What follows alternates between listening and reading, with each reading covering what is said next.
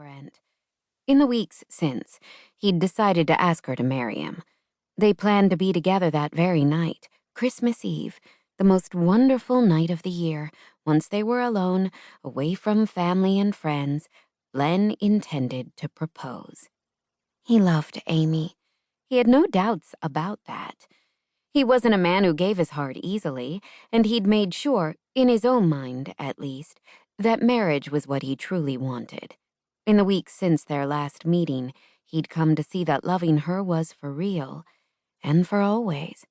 They hadn't talked about marriage, not the way some couples did, but he was confident she loved him too. He paused for a moment and held in a sigh as the doubts came at him, thick as the falling snow. Lately, Len had noticed that Amy seemed less like her normal self. They hadn't talked much, not with him saving to buy the diamond, and it was difficult for Amy to call him at the base. So they'd exchanged letters. Light, newsy letters with little mention of feelings. He had to admit he found their letters enjoyable to read, and even to write, and the cost of stamps was a lot more manageable than some of his phone bills had been. The truth was, he couldn't afford to spend money on long-distance calls anymore. Not the way he had in previous months. His airfare home hadn't been cheap either. It wasn't as if he'd put off traveling until the last minute, which Amy seemed to suspect.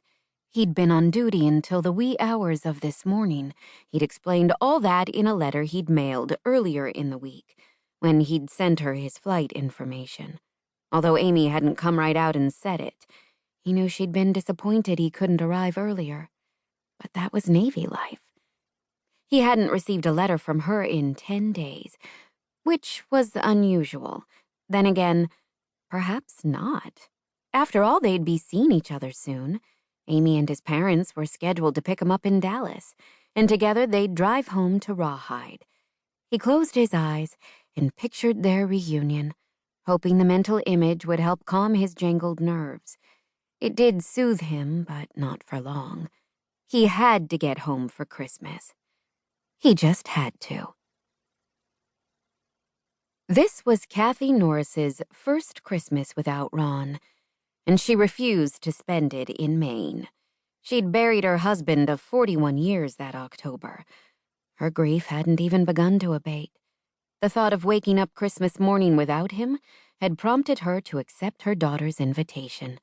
She'd be joining Madeline and her young family in Boston for the holidays. Kathy had postponed the decision until last week for a number of reasons. To begin with, she wasn't a good traveler and tended to stay close to home.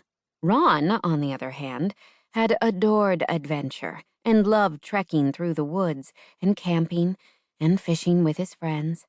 Kathy was more of a homebody. She'd never flown or taken the train by herself before, but then she was learning now to do a great many unfamiliar things on her own. In the past, Ron had always been with her, seen to their tickets, their luggage, and any unforeseen problems. He had been such a dear husband, so thoughtful and generous. The battle with cancer had been waged for a year. Ron had put up a gallant fight, but in the end, he'd been ready to die, far more ready than she was to let him go. Trivial as it seemed now, she realized that subconsciously she'd wanted him to live until after the holidays. Naturally, she'd never said anything. How could she, when such a request was purely selfish? It wasn't as if Ron could choose when he would die. Nevertheless, she'd clung to him emotionally far longer than she should have, until she'd painfully acknowledged that her fears were denying her husband a peaceful exit from life. Then, with an agony that had all but crippled her, she'd kissed him one final time.